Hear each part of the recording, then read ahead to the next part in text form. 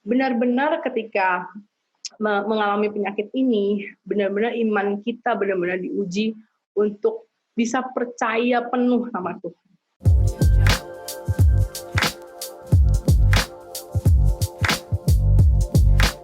Halo sahabat-sahabat muda Bala Keselamatan. Senang sekali kita bisa berjumpa lagi di dalam segmen ngobrol santuinya orang muda Bala Keselamatan yang beberapa waktu ini sudah kita sama-sama ikuti melalui akun YouTube Orang Muda Bala Keselamatan. Nah, teman-teman semua, beberapa hari kemarin kita sudah sama-sama belajar dari Dr. Yusuf Kristianto, di mana ada banyak pelajaran-pelajaran yang kembali mengingatkan kepada kita untuk tetap waspada di tengah-tengah kondisi pandemi dari virus corona ini. Nah, kali ini kita akan ngobrol santuy dengan seseorang yang istimewa ya.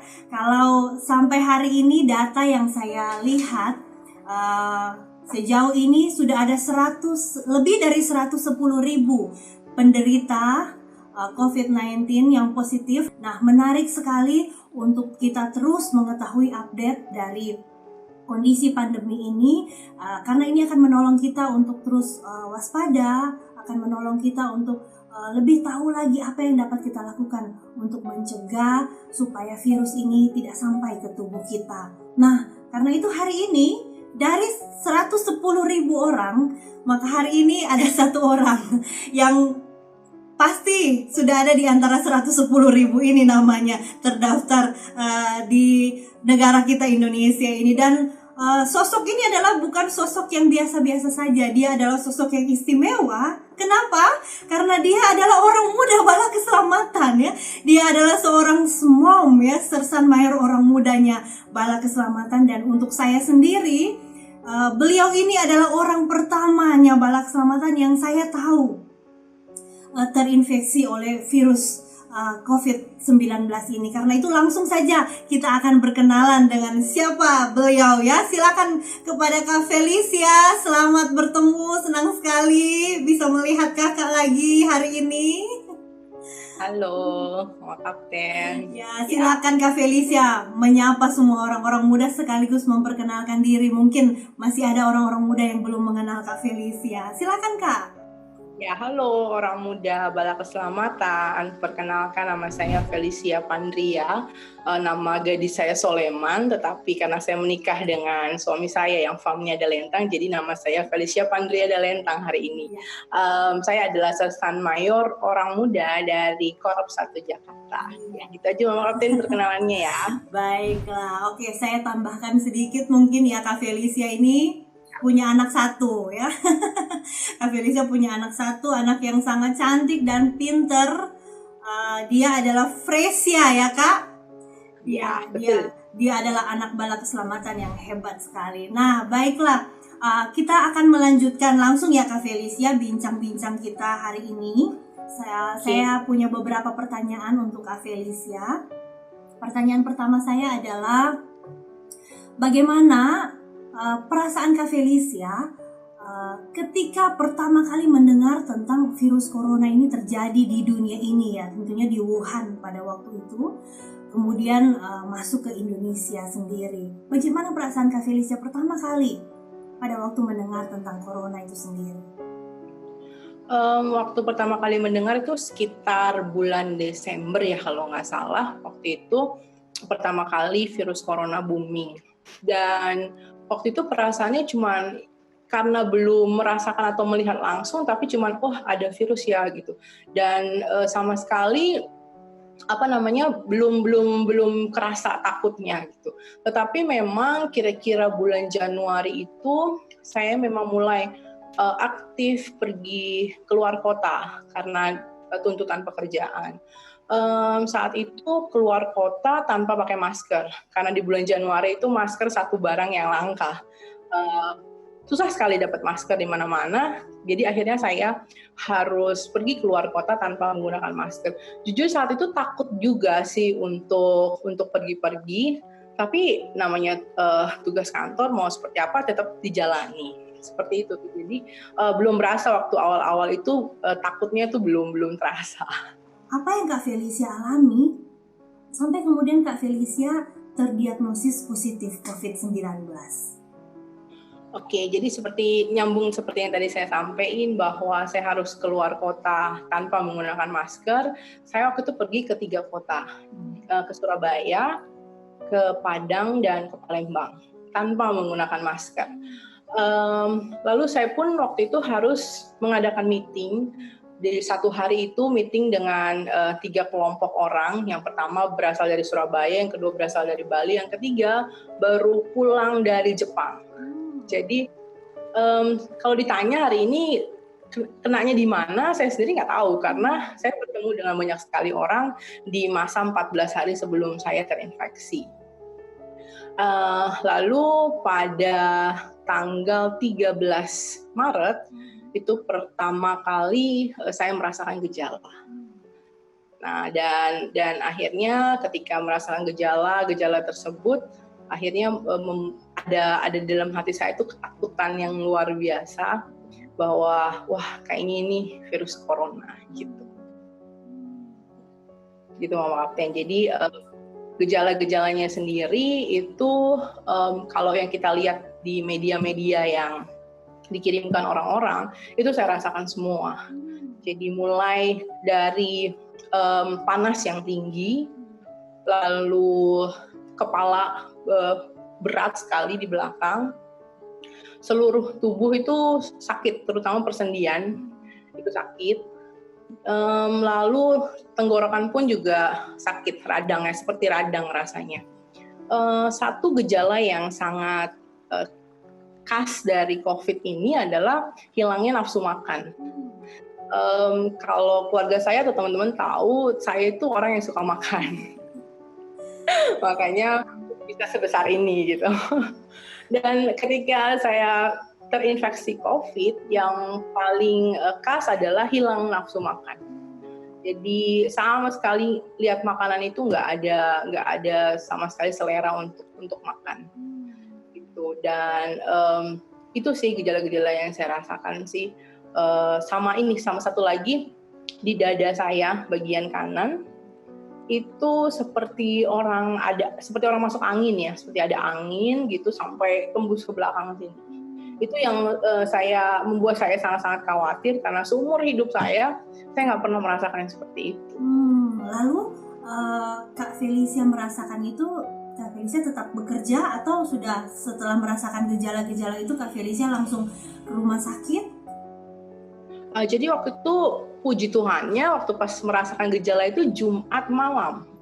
Pulang saya kerja, Jumat malam saya merasakan gejala. Hari Sabtunya saya ke rumah sakit untuk memeriksakan diri. Jadi salah satu rumah sakit di dekat rumah yang dilakukan di sana itu di ronsen, lalu diberi infus karena lihat mungkin kondisi saya sudah sangat-sangat lemah. Tapi di rumah sakit itu tidak dilakukan apa-apa, jadi boleh pulang gitu. Boleh pulang, jadi hari saya pulang. Saya pulang hari Minggu saya tidak membaik, lalu hari Senin saya pergi ke dokter yang ada di dekat rumah, dokter praktek biasa ya, saya pergi ke dokter di dekat rumah. Lalu saya bawakan hasil ronsen yang di rumah sakit pertama tadi. Itu lalu dokter ini karena dia juga mungkin belum paham masalah COVID ini ya dia kasih obat macam-macam, vitamin dan lain sebagainya. Dan waktu itu saya dikasih untuk inhalasi. Nah, hari Senin ke dokter, Selasa, Rabu tidak membaik, malah saya semakin lemah, semakin nggak mau makan. Akhirnya saya pergi ke rumah sakit Carolus. Ya, saya pergi ke rumah sakit Carolus karena saya ingat waktu itu memang Carolus itu sebenarnya reputasinya cukup baik di Jakarta. Dan akhirnya saya pergi ke sana, lalu saya memeriksakan diri. Nah, di sana kembali di ronsen dan diambil darah. Dan setelah di ronsen dan diambil darah, keluarlah status saya suspek COVID-19. Gitu. Akhirnya keesokan harinya saya di swab dan saya nggak boleh pulang. Di rumah sakit Carolus itu langsung ditahan, tidak boleh pulang walaupun hari itu tidak ada kamar di Carolus. tidak ada kamar, dan di seluruh rumah sakit Jakarta tidak ada kamar yang menampung pasien COVID. Sampai atasan saya di kantor itu dia kan masuk ke politik dan beliau kenal beberapa orang di pemerintahan, sampai beliau membantu saya mencarikan rumah sakit di pemerintahan pun tidak ada, sama sekali tidak ada kamar kosong yang bisa menampung pasien COVID-19. Akhirnya selama 3 hari saya bertahan di UGD. Saya harus tidur di UGD, tidak boleh kemana-mana. Di samping-samping saya itu orang pasien-pasien yang gawat darurat semua. 3 hari sampai akhirnya pada hari yang keempat, saya ingat banget hari itu hari Sabtu, itu Sabtu malam, itu saya baru masuk ke ruang isolasi khusus pasien COVID-19.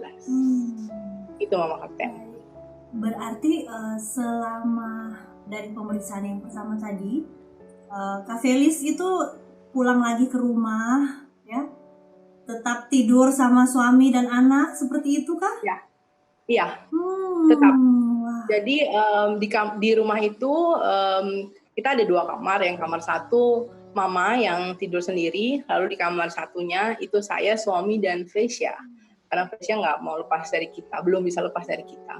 Kita tidur satu ranjang, tapi memang sejak pertama kali saya merasakan sakit, saya menggunakan masker, sudah menggunakan masker. Even saya tidur, saya tetap pakai masker. Dan amazingnya, puji Tuhannya, suami dan anak saya tidak terinfeksi COVID-19.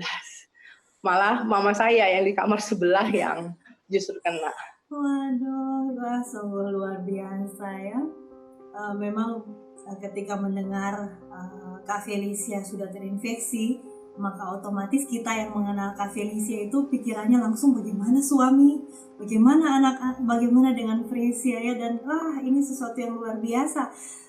Diatur oleh Tuhan, ternyata Fresia dan juga suami dari Kak Felicia itu baik-baik saja, tidak terinfeksi. Nah, lalu bagaimana setelah di rumah sakit ini Kak? Jadi apa yang Kakak alami di rumah sakit? Tapi sebelumnya nih Sobat Muda, sebelum Kak Felicia akan menceritakan hari-hari selama ada di rumah sakit Carolus, kita mau menyaksikan dulu ada satu video yang Kak Felicia bagikan pada saat itu, dan video ini pada waktu saya sendiri menyaksikannya, saya merasa dikuatkan ya, karena di dalam video ini Kak Felis menceritakan sedikit apa yang terjadi, karena di luar sana tentu ada banyak orang yang bertanya-tanya bagaimana Kak Felicia, apa yang terjadi, apa yang dia alami, sementara kita semua tidak bisa melihat dia, tidak bisa berkomunikasi dengan dia. Dan ternyata di video ini orang-orang menjadi begitu diberkati melalui apa yang disampaikan oleh Kak Felicia. Mari kita saksikan cuplikan dari video Kak Felicia pada waktu awal-awal dirawat di rumah sakit. Halo, selamat malam semua. Minta maaf sebelumnya nggak kasih kabar apa-apa, karena sebenarnya nggak mau bikin panik. Hari ini saya masuk ruang isolasi di rumah sakit Carolus setelah sekitar 3 hari di IGD. Sekarang sudah masuk ruang isolasi. Jadi dokter menemukan flek di paru-paru sehingga dikategorikan suspek daripada corona. Sudah dites swab di leher sama di hidung. Tapi tinggal nunggu hasilnya, yang nggak tahu kapan hasilnya ada, karena menurut pemerintah itu agak sedikit lama. Tapi tenang aja, nggak usah pada khawatir, nggak usah pada panik, saya baik-baik aja, udah ngerasa lebih sehat, udah bisa makan walaupun sedikit, lalu udah nggak panas, masih batuk sedikit. Tapi karena di sini di ruang isolasi, suster semua ada, lengkap, dokter ada, harusnya semua aman, dan saya percaya saya tetap dalam perlindungan Tuhan sambil menunggu hasilnya keluar. Dan saya berharap teman-teman semua juga sehat dan dalam lindungan Tuhan. Amin. Bye. Nah, sahabat muda, kita sudah sama-sama menyaksikan bagaimana hari-hari pertama ya. Kak Felicia itu mungkin hari-hari pertama ya ketika ada di rumah sakit. Nah, di kesempatan ini apa yang dapat Kak Felicia bagikan kepada semua sahabat-sahabat muda ketika Kak Felicia menjalani berapa hari ada di rumah sakit, dan apa yang Kak Felicia alami ketika memang tidak bisa bertemu dengan suami, anak, orang tua, dan benar-benar jauh dari semua orang dan hidup terisolasi sendiri. Silakan Kak. Ya, jadi waktu video itu saya buat adalah hari pertama saya masuk ruang isolasi, yaitu hari ketiga saya di rumah sakit karena sebelumnya saya di UGD. Jadi memang banyak sekali WhatsApp yang masuk dan bertanya, sehingga mungkin situasinya saya saat itu sedang kalut juga ya. Jadi mungkin untuk membalas satu-satu saya agak sedikit nggak punya semangat gitu. Jadi akhirnya saya buat video itu untuk memberitahu teman-teman, saudara-saudara bahwa saya baik-baik saja.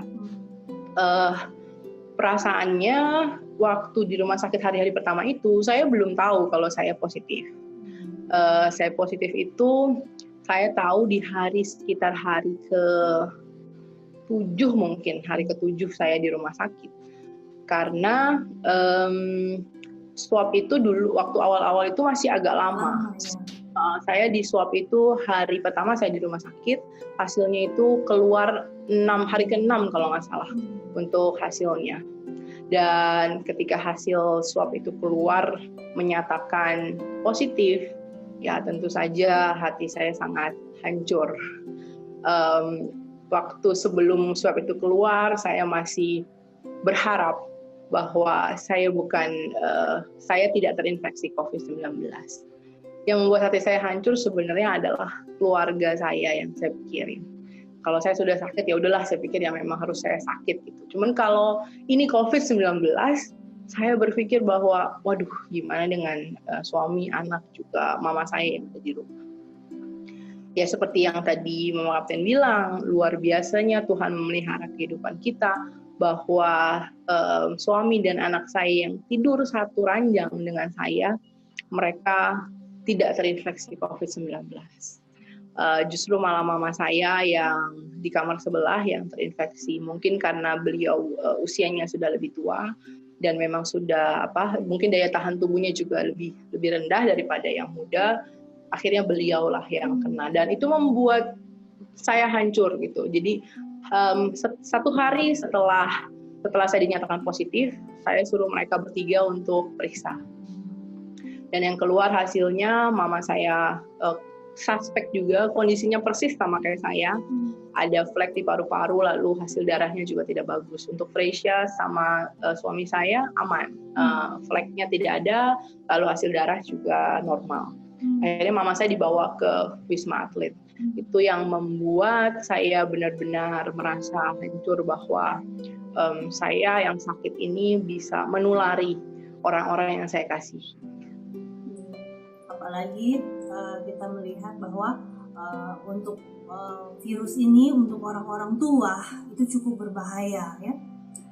Dan mamanya Kak Feli sendiri usianya itu berapa itu ya Kak?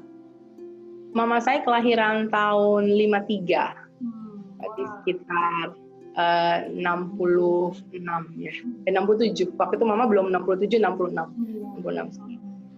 Dan Mama ada darah tinggi. Wah. Bahwa darah tinggi itu yang membuat saya cukup stres. Tetapi puji Tuhannya ya.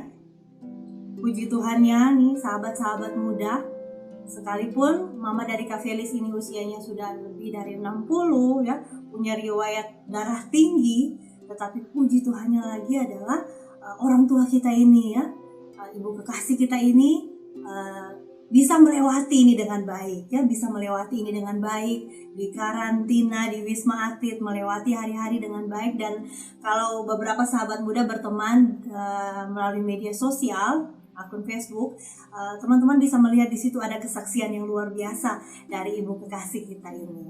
Nah, selanjutnya nih Kak Felis, selama ada di rumah sakit dalam kesendirian, adakah momen-momen khusus yang Kak Felicia rasakan dengan Tuhan begitu? Adakah pengalaman-pengalaman rohani yang khusus yang Kak Felicia sendiri rasakan bersama dengan Tuhan?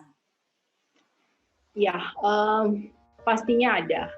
Karena di situ di saat saya sendirian, tidak ada orang-orang yang ada di samping saya, di mana saya saat itu merasa sangat ketakutan dengan kondisi ini, karena kita tahu bersama bahwa penyakit ini tidak ada obatnya. Di situ saya benar-benar dikuatkan oleh Tuhan. Jadi di rumah sakit itu, karena rumah sakit Katolik, ada satu salib. Di situ ada salib, dan di sana ketika saya mau berbicara sama Tuhan, saya pandang salib itu, dan benar-benar suatu pengalaman rohani yang luar biasa buat saya di sana. Karena setiap hari saya merasakan iman saya diombang-ambing. Satu hari saya bisa bangun pagi dengan kondisi yang segar, lalu saya bilang, aduh Tuhan, saya hari ini harus melawan penyakit ini, saya harus sehat, saya harus makan yang banyak. Tetapi beberapa jam kemudian saya bisa mendengar di kamar sebelah ada yang menangis-nangis karena ada yang meninggal.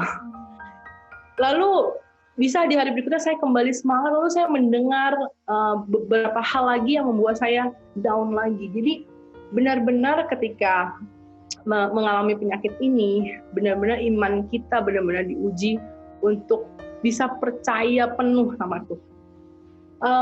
Di sana pun saya merasakan bahwa saya nggak bisa tidur. Selama ada di rumah sakit saya tidak bisa tidur.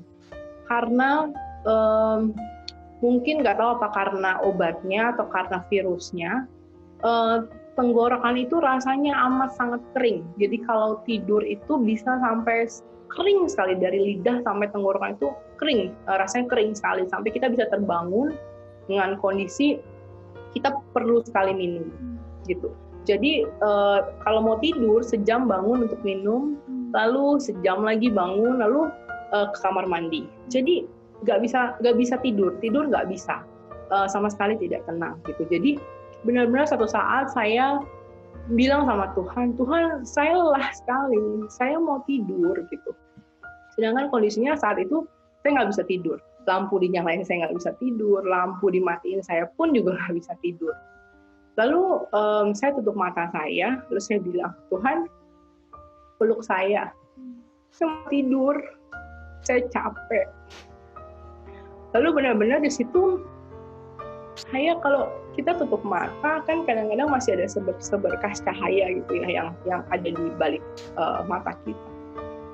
Seketika saya katakan demikian, itu langsung gelap gulita mata saya, seperti saya berada di sebuah kegelapan, dan saya benar-benar merasakan Tuhan menjamah saya, dan akhirnya saya bisa tidur malam itu. Dan benar-benar saya menjalani hari demi hari saya itu dengan pengharapan kepada Tuhan. Dan Tuhan selalu bilang di dalam hati saya, percaya penuh, percaya penuh, percaya penuh. Kalau kamu masih ragu, kamu masih diombang-ambingkan, ya kamu akan terus seperti itu. Jadi ketika saya percaya penuh bahwa Tuhan memelihara hidup saya, di situ saya merasakan saya sudah sembuh. Gitu. Itu sih Mama Kapten, untuk pengalaman rohani hari demi hari saya benar-benar merasakan. Jadi karena saya sendirian, saya punya waktu untuk doa, saya punya waktu untuk minta ampun sama Tuhan atas setiap dosa dan kesalahan yang saya lakukan. Saya bisa merenungkan apa di masa lalu saya, yang perbuatan-perbuatan saya terhadap keluarga atau orang di sekitar saya. Jadi saya bisa juga introspeksi diri ketika berada di sana. Itu Mama. Luar biasa ya sahabat muda, kita mendengarkan ini dua kata yang dalam artinya percaya penuh ya, percaya penuh. Dan salah satu hal yang saya lihat dari Kak Felicia adalah ketika dia percaya penuh, ketika dia mengalami penyakit ini, maka di akun media sosialnya dia mencatat ya, dia menulis perenungan-perenungan yang sangat-sangat menguatkan begitu ya. Jadi kita yang tidak sakit ya, kita yang sehat, ketika kita membaca apa yang dituliskan oleh seseorang yang sedang sakit, seseorang yang sedang dalam penderitaan, seseorang yang sesungguhnya sedang mengalami ketakutan, tetapi ketika dia menuliskan kesaksian, dia menuliskan perenungan-perenungan tentang firman Tuhan. Waduh, itu sesuatu yang sangat-sangat luar biasa. Itu sesuatu yang sangat-sangat menguatkan kita semua. Nah, Kak Felicia, lalu itu berapa hari Kak Felicia dirawat di rumah sakit tepatnya? Saya di ruang isolasinya sendiri 15 hari. Wow. Harusnya 14 hari, tetapi karena di hari ke-14 ketika saya sudah dipersiapkan mau pulang, waktu itu suami saya lagi mengurus pembayaran. Sekujur tubuh saya, Mama Kapten, dari ujung kepala sampai ujung kaki itu kesemutan, Mama Kapten. Kesemutan yang saya rasakan pertama dari jari-jari tangan dan jari-jari kaki, lalu dia menjalar semua sampai ke atas kepala, sampai kelopak, pipi, bibir, semua tuh kesemutan. Kesemutan bukan yang kaku gitu ya, tapi yang kayak rasanya kayak gemuk-gemuk itu, tapi seluruh tubuh. Itu benar-benar membuat saya ketakutan. Saya sampai teriak-teriak, suami saya juga sampai dengar karena dia ada di ruang administrasi di depan dekat kamar saya. Saya teriak, Tuhan Yesus tolong, Tuhan Yesus tolong. Saya nggak mau mati hari ini, Tuhan Yesus tolong. Saya mau sembuh. Saya cuma teriak-teriak demikian karena luar biasa saya takut gitu. Mama Kapten, jujur saya waktu itu ketakutan yang luar biasa adalah di hari ke-14 saya di ruang isolasi itu. Saya merasakan demikian gitu. Sampai akhirnya saya video call dengan suami saya, video call dengan mama saya, dengan Fresia juga waktu itu. Karena saya cuma berpikir kalau sampai ini waktu saya masih mau ngomong sama mereka gitu. Kalau ini waktu saya yang terakhir, tetapi tepat waktu suster datang, lalu saya diberi minum 1 liter air, lalu diminumkan susu dan lain sebagainya. Akhirnya reda kesemutannya itu. Nah, dokter bilang itu dikarenakan obat yang saya konsumsi. Kan saya konsumsi obat untuk COVID-19 namanya kloroquine. Itu obat sangat keras, obat untuk orang sakit malaria. Nah, itu yang menyebabkan efeknya saya kesemutan itu. Itu Mama Kapten. Tapi itu tidak berlangsung lama. Itu berlangsung hanya 1 kali. Yang kesemutan seluruh tubuh itu hanya 1 kali. Lalu malamnya itu kesemutan hanya di tangan dan di kaki, dan dokter putuskan untuk menghentikan obatnya. Jadi setelah itu sudah tidak kesemutan lagi. Tapi sejauh itu vital sign-nya Kak Felis aman ya, tensinya baik. Ya, untuk sementara itu memang setiap hari saya ditensi, dihitung saturasinya, karena kan yang penting saturasi untuk pasien COVID tidak boleh lebih dari 96% ya kalau nggak salah. Itu semua baik, makanya walaupun hasil negatif belum keluar, saya diizinkan pulang di ke-14, karena memang pemerintah peraturannya adalah isolasi 14 hari. Walaupun belum dinyatakan negatif, rumah sakit memperbolehkan saya keluar, karena kan waktu itu saya masuk itu kan juga biaya pribadi, jadi dia nggak bisa paksa saya terlalu lama di rumah sakit, karena kan pasti akan membengkak biayanya gitu. Jadi akhirnya saya boleh pulang dengan kondisi saya harus 14 hari lagi isolasi mandiri di rumah sampai hasilnya menyatakan negatif. Berarti di hari yang ke-15 sampai pulang kembali berkumpul bersama keluarga, lalu 14 hari itu di rumah isolasi pisah kamar. Seperti apa itu kondisinya di rumah itu Kak Felis? Jadi karena kebetulan Mama ada di Wisma Atlet, kamar Mama kan kosong. Jadi saya menempati kamar Mama di situ, lalu saya makan dengan piring dan gelas serta sendok plastik. Jadi sekali makan langsung buang, jadi tidak kalaupun ada infeksi di mana saya tidak mengotori lah untuk orang-orang rumah. Jadi kalau ya mungkin pesan untuk teman-teman semua yang harus isolasi mandiri di rumah, yang penting itu makan, minum, sendok, garpu itu pakai yang sekali pakai. Jadi langsung buang di 1 tong sampah khusus untuk orang yang terinfeksi gitu ya. Lalu ke kamar mandi pun setelah masuk dan keluar kamar mandi saya selalu semprotkan disinfektan. Jadi setelah saya keluar dari kamar mandi saya semprotkan disinfektan ke seluruh kamar mandi, ke barang-barang yang saya sentuh supaya tidak menulari lah orang-orang di rumah. Dan saya menghindari sekali untuk keluar rumah. Keluar kamar. Jadi saya tetap ada di kamar. Kalaupun mau berbicara, mereka berbicara di depan pintu, jaraknya cukup jauh. Kalaupun kadang-kadang juga mungkin video call gitu. Untuk doa bersama malam aja kita pakai video call. Wah, 14 hari lumayan lama juga ya.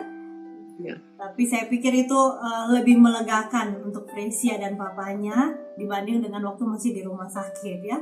Paling tidak kita sudah dekat. Oh berarti setelah Kak Felicia balik ke rumah, Mama itu masih di Wisma Atlet, masih dalam masa isolasi. Masih. Mama itu di Wisma Atlet 45 hari. Wah. 45. Biasa, sebulan lebih ya, lebih dari sebulan. Iya. Baru dinyatakan karena dia rumah sakit pemerintah. Ya. Jadi ketat sekali. Kalau belum ada negatif nggak boleh pulang, nggak boleh keluar. Gitu. Jadi memang itu pun Mama 45 hari di Wisma Atlet baru dinyatakan negatif dan flek di paru-parunya sudah bersih, baru boleh pulang.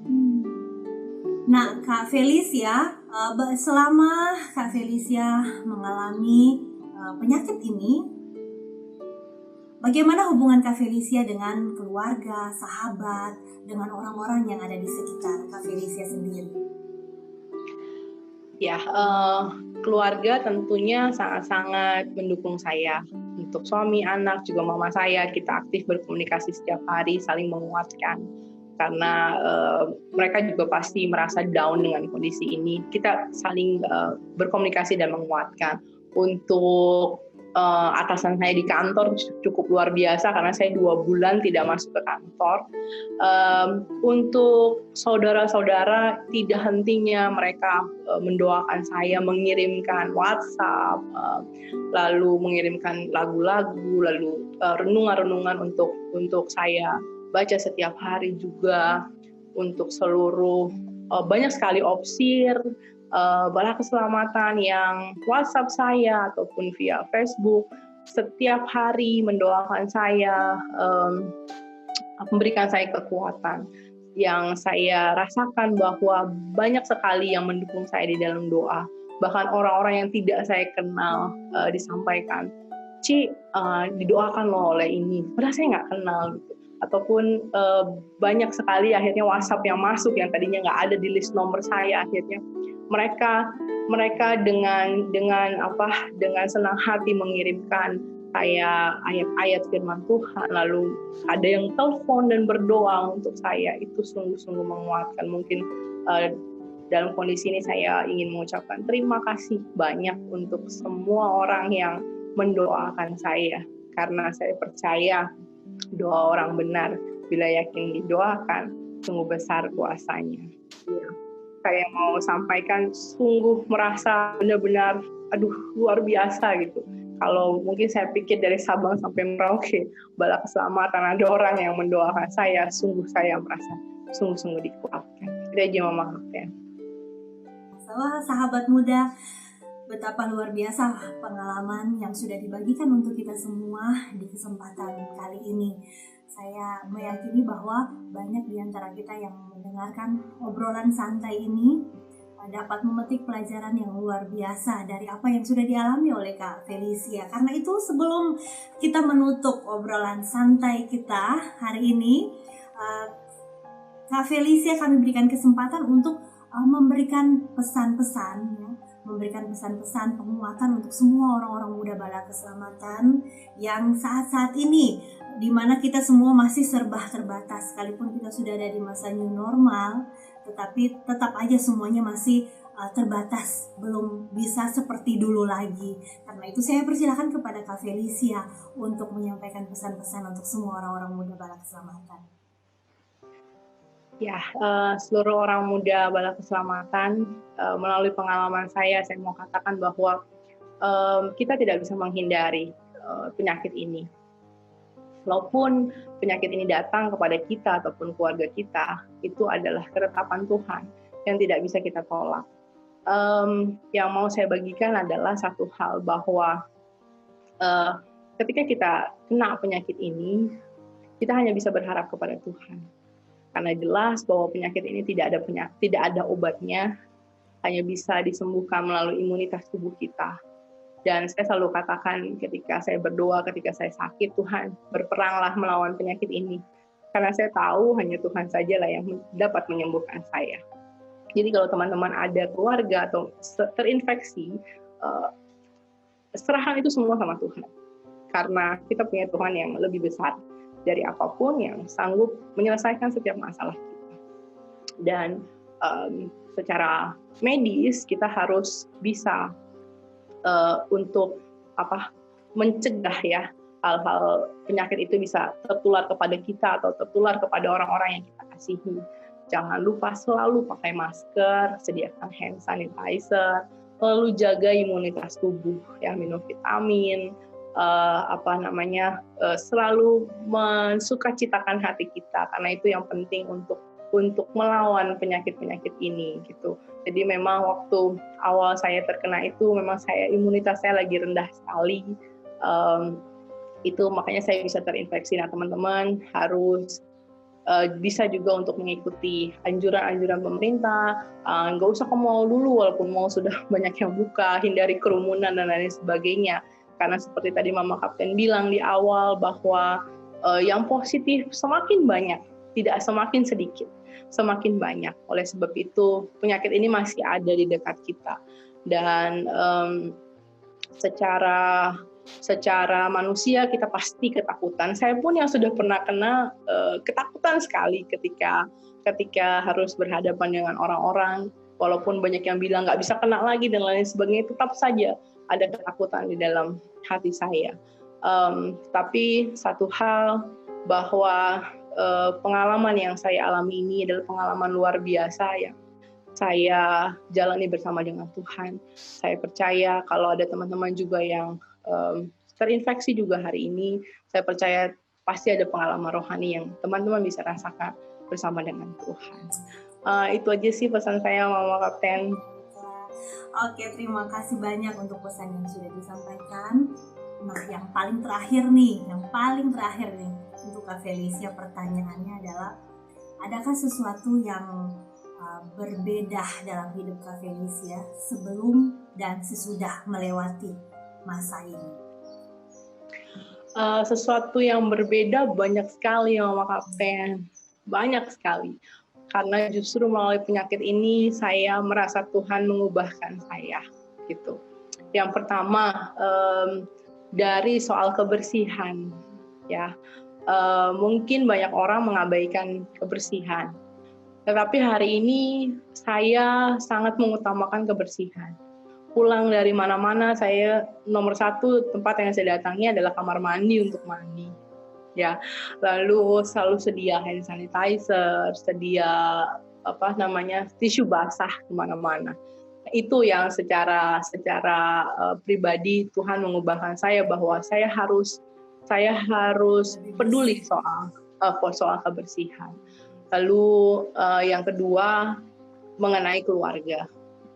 Saya ini orang workaholic sekali, Mama Kapten. Saya bisa kerja sampai malam, lembur. Lalu kalau ada deadline, di rumah pun saya masih tetap kerja. Tapi di saat kesendirian saya ditegur oleh Tuhan bahwa keluargalah yang terutama. Jadi sekarang saya lebih mengutamakan keluarga dibandingkan apapun. Lalu yang terakhir, saya merasa bahwa Tuhan ingin saya dekat dengannya. Jadi saya diubahkan, saya diingatkan kembali untuk bersungguh-sungguh bersekutu dengan Tuhan, membaca firman Tuhan, juga melayani Tuhan dengan lebih sungguh-sungguh. Itu aja sih 3 hal yang saya rasakan perubahan yang luar biasa dalam diri saya, yang Tuhan yang ubahkan saya melalui penyakit ini, Mama Kapten.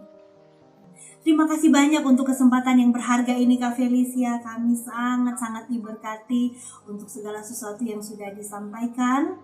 Doa kami biarlah Tuhan akan terus memegang tangan Kak Felicia menjalani hidup ini bersama dengan Kak Frenzy dan juga Fresia, juga ada Oma di sana.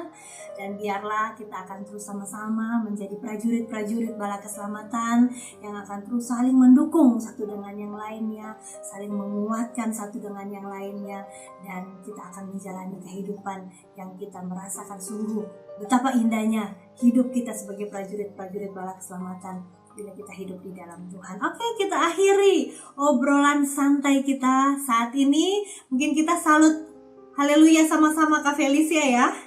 Oke, baiklah. Salut. Haleluya.